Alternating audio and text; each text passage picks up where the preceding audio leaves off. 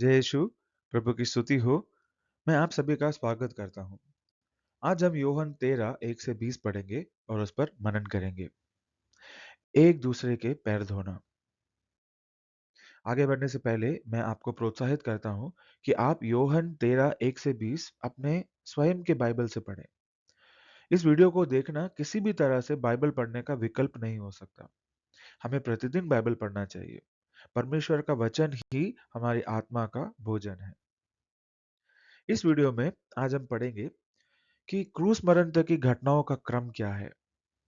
यीशु ने अपने शिष्यों के पैर क्यों धोए, और जब प्रभु कहते हैं एक दूसरे के पैर धोना, तो उससे वह क्या कहना चाहते हैं, क्या संदेश है। यदि यह वीडियो आपको उपयोगी लगे तो कृपया इसे लाइक, शेयर और सब्सक्राइब करें। आप अपने विचार और प्रश्न भी कमेंट सेक्शन में लिख सकते हैं। मैं आपके हर कमेंट का उत्तर देने का पूरा प्रयास करूंगा। तो आइए वचन में आगे बढ़ते हैं। योहन 13 1 से 2। पास्का पर्व का पूर्व दिन था। ईसा जानते थे कि मेरी घड़ी आ गई है और मुझे यह संसार छोड़कर पिता के पास जाना है। वे अपनों को जो इस संसार में थे प्यार करते आए थे और अब अपने प्रेम का सबसे बड़ा प्रमाण देने वाले थे। शैतान विहारी के समय तक सीमोन इस्करियोती के पुत्र यूदस के मन में ईसा को पकड़वाने का विचार उत्पन्न कर चुका था। पास्का पर्व का पूर्व का दिन था। हम अपने प्रभु के क्रूस मरण से पहले के अंतिम सप्ताह में प्रवेश कर रहे हैं। इस समय क्रम को थोड़ा ध्यान से देखना हमारे लिए लाभदायक होगा। परंपरागत रूप से पास्का पर्व से 6 दिन पहले मरियम ने यीशु का अभिषेक किया था, जैसा कि हमने पिछले अध्याय में पढ़ा। इसके बाद खजूर रविवार को यरूशलेम में यीशु का विजय प्रवेश हुआ। फिर यीशु ने अंजीर के पेड़ को श्राप दिया और अंजीर का पेड़ सूखा हुआ पाया गया। यूदस ने यीशु को पकड़वाने की सहमति दे दी और अब हम गुरुवार को पास्का पर्व के भोजन के समय पर पहुंच चुके हैं। यीशु को क्रूस का मरण पास्का पर्व के दिन हुआ था और वे प्रथम फल के अर्पण के पर्व, यानी फसल का पहला जो चढ़ावा है, उसके पर्व पर पुनर्जीवित हुए थे। इन पर्वों के बारे में आप ज्यादा अच्छी तरीके से लेवी अध्याय 23 में पढ़ सकते हैं। एक और समय क्रम है जिसे हमें समझना चाहिए। यीशु का क्रूस मरण और दफन। वे 3 दिन और 3 रात कब्र में रहे। इसके बाद उनका पुनरुत्थान हुआ। अपने पुनरुत्थान के बाद उन्होंने 40 दिन तक अपने शिष्यों के साथ रहकर उन्हें परमेश्वर के राज्य से संबंधित बातें समझाई। इसके बाद जैतून पर्वत से उनका स्वर्गारोहण हुआ और उसके बाद 10 दिन बाद पेंतुकोस के दिन यरूशलेम के उस ऊपरी कक्ष में प्रतिज्ञा किया हुआ पवित्र आत्मा उन्हें मिला। इसके बारे में आप प्रेरित चरित्र अध्याय 2 में पढ़ सकते हैं। तो यह थी वह समय क्रम जो हमें समझना है। यीशु इस समय क्रम को जानते थे। वे सर्वशक्तिमान परमेश्वर हैं जो आदि से ही अंत को जानते हैं। लूकस अध्याय 9 में भी हम पढ़ते हैं कि उन्होंने यरूशलेम की ओर अर्थात अपने क्रूस की ओर जाने का दृढ़ निश्चय किया। मत्ती अध्याय 20 18 और 19 में भी हम उन्हें अपने शिष्यों से यही बातें कहते हुए देखते हैं। वास्तव में उन्होंने कम से कम 3 अलग-अलग अवसरों पर यह बातें कही थी। यीशु संसार में आए क्योंकि वे हमसे प्रेम करते थे। उन्होंने क्रूस पर जो कुछ भी किया वो हमारे प्रति उनके प्रेम के लिए किया। यूहन्ना 3:16 कहता है, ईश्वर ने संसार को इतना प्यार किया कि उसने इसके लिए अपने इकलौते पुत्र को अर्पित कर दिया, जिससे जो भी उसमें विश्वास करता है उसका सर्वनाश ना हो बल्कि अनंत जीवन प्राप्त करे। उन्होंने क्रूस पर जो कुछ भी किया वो हमारे प्रति उनके प्रेम को सिद्ध करता है। और यही बात हम रोमी अध्याय 5 पद संख्या 8 में भी पढ़ते हैं। किंतु हम पापी ही थे जब मसीह हमारे लिए मर गए थे। इससे ईश्वर ने हमारे प्रति अपने प्रेम का प्रमाण दिया है। पद संख्या 3 से 5 में हम पढ़ते हैं, ईसा जानते थे कि पिता ने मेरे हाथों में सब कुछ दे दिया है। मैं ईश्वर के यहाँ से आया हूँ और ईश्वर के पास जा रहा हूँ। उन्होंने भोजन पर से उठकर अपने कपड़े उतारे और कमर में अंगोछा बांध लिया। तब वे पारात में पानी भरकर अपने शिष्यों के पैर धोने और कमर में बंधे अंगोछे से उन्हें पोंछने लगे। पिता ने वास्तव में सब कुछ यीशु के हाथों में सौंप दिया था। यहाँ क्रूस की ओर संकेत किया गया है। यीशु इसी उद्देश्य से संसार में आए थे, हमारे लिए एक सिद्ध प्रायश्चित बलिदान बनने के लिए।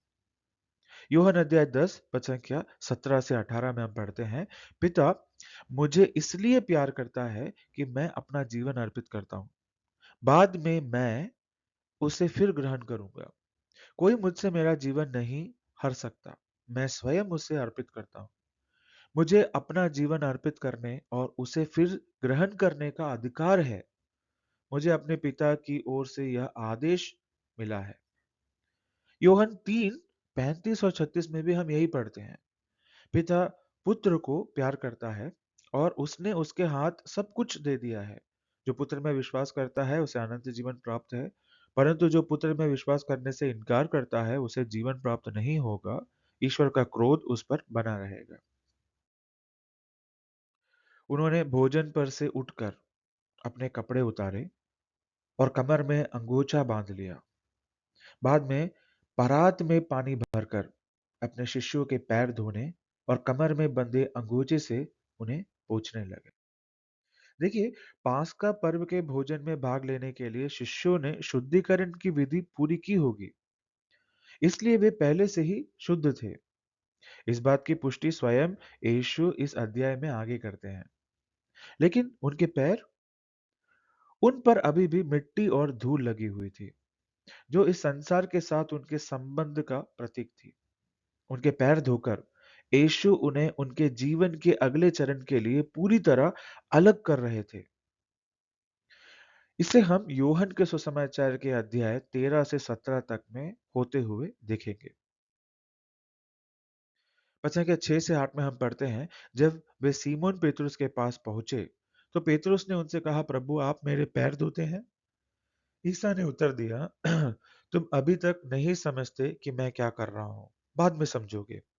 पेतरुस ने कहा, मैं आपको अपने पैर कभी नहीं धोने दूंगा। ईसा ने उसे कहा, यदि मैं तुम्हारे पैर नहीं धोऊंगा तो तुम्हारा मेरे साथ कोई संबंध नहीं रह जाएगा।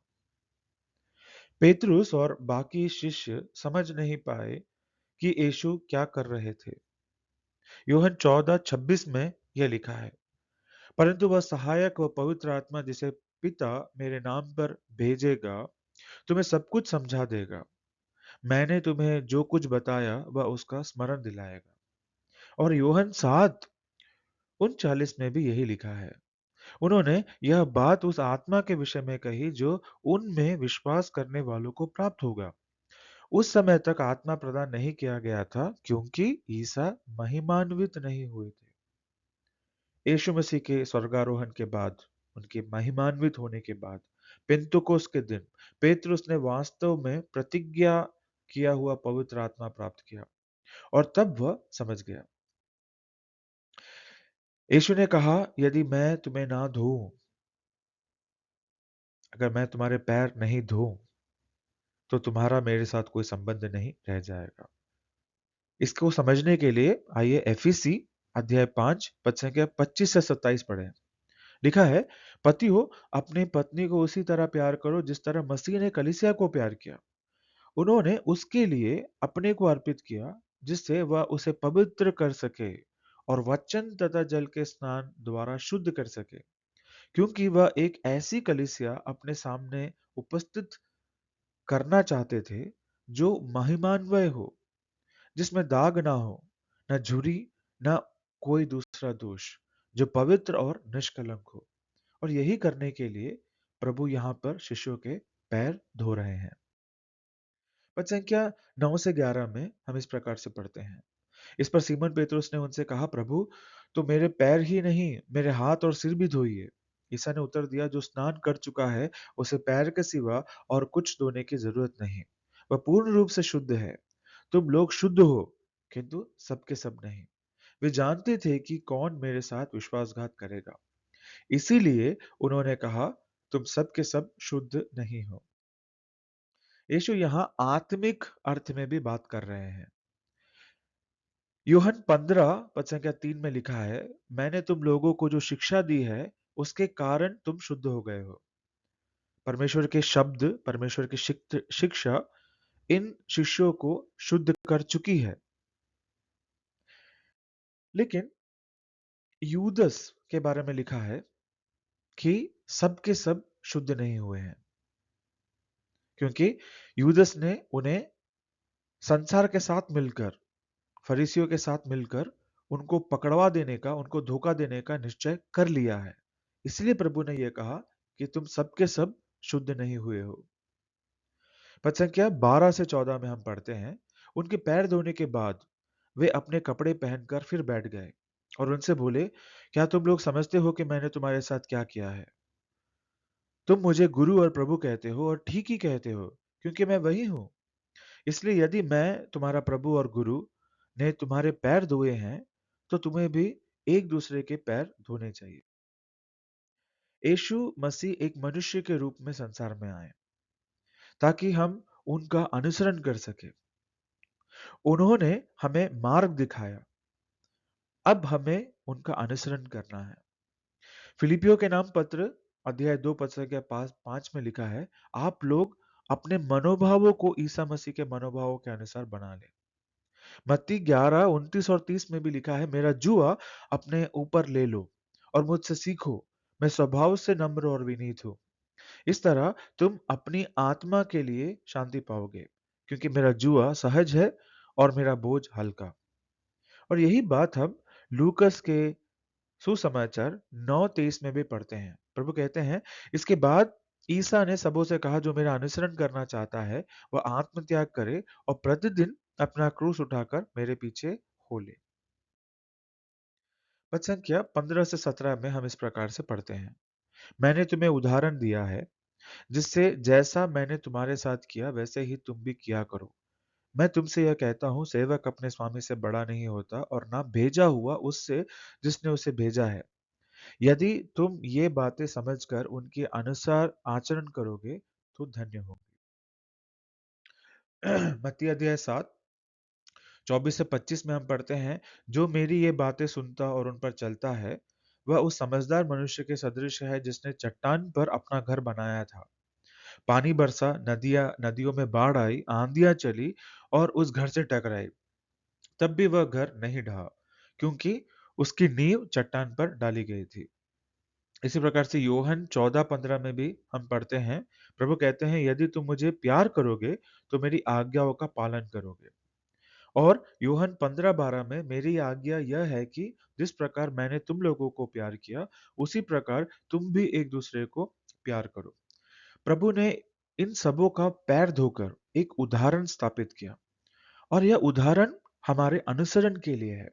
अगर हम यह अनुसरण करेंगे तो हम धन्य कहलाएंगे। एक दूसरे का पैर धोना यहाँ एक दूसरे को प्यार करने का प्रतीक है और यही प्रभु कह रहे हैं, मेरी आज्ञा यह है कि तुम लोग एक दूसरे से प्यार करो, तुम लोग एक दूसरे के पैर धो। पद संख्या 18 से 19 में हम पढ़ते हैं, मैं तुम सबों के विषय में यह नहीं कह रहा हूं, मैं जानता हूं कि मैंने किन किन लोगों को चुना है, परंतु यह इसलिए हुआ कि धर्म ग्रंथ का यह कथन पूरा हो जाए, जो मेरी रोटी खाता है उसने मुझे लंगी मारी है। अब मैं तुम्हें पहले से यह बताता हूं, जिससे ऐसा हो जाने पर तुम विश्वास करो कि मैं वही हूं। प्रभु यहाँ पे यूदस के बारे में बात कर रहे हैं। लिखा है, जो मेरी रोटी खाता है उसने मुझे लंगी मारी है, यानी लात मारा है, धोखा दिया है, तिरस्कार किया है। यही बात हम स्रोत ग्रंथ अध्याय 41 पद संख्या 10 में पढ़ते हैं, जिस पर मुझे भरोसा था, जिसने मेरी रोटी खाई, उस अभिन्न मित्र ने मुझ पर लात चलाई है। यूदस के विश्वासघात को यहाँ पर प्रभु कहते हैं। पद संख्या 20 में प्रभु कहते हैं, मैं तुमसे यह कहता हूँ, जो मेरे भेजे हुए का स्वागत करता है वह मेरा स्वागत करता है, और जो मेरा स्वागत करता है वह उसका स्वागत करता है जिसने मुझे भेजा। यही बात मत्ती के सुसमाचार में भी प्रभु कहते हैं, अध्याय 10। प्रभु कहते हैं, जो तुम्हारा स्वागत करता है वह मेरा स्वागत करता है, और जो मेरा स्वागत करता है वह उसका स्वागत करता है जिसने मुझे भेजा है। जो नबी का इसलिए स्वागत करता है कि वह नबी है, वह नबी का पुरस्कार पाएगा। और जो धर्मी का इसलिए स्वागत करता है कि वह धर्मी है, वह धर्मी का पुरस्कार पाएगा। जो इन छोटों में से किसी एक को एक प्याला ठंडा पानी भी इसीलिए पिलाए कि वह मेरा शिष्य है, तो मैं तुम्हें विश्वास दिलाता हूं कि वह अपने पुरस्कार से वंचित नहीं रहेगा। तो यहाँ पर प्रभु कह रहे हैं, आप अगर एक दूसरे का पैर इसलिए धोगे, एक दूसरे का स्वागत इसलिए करोगे, एक दूसरे को प्यार इसलिए करोगे क्योंकि इनमें मैं दिखाई देता हूं, तो तुम्हें वही पुरस्कार मिलेगा। तो अगर तुम मेरे पैर धोगे, अगर मेरा स्वागत करोगे, अगर मुझे प्यार करोगे, यही प्रभु यीशु मसीह का आज का समाचार है, आज का संदेश है। एक दूसरे से प्रेम करो। तो इस वीडियो में बस इतना ही। हम फिर मिलेंगे यूहन्ना के सुसमाचार पर आधारित एक और वीडियो में। तब तक के लिए प्रभु की स्तुति हो। जय यीशु।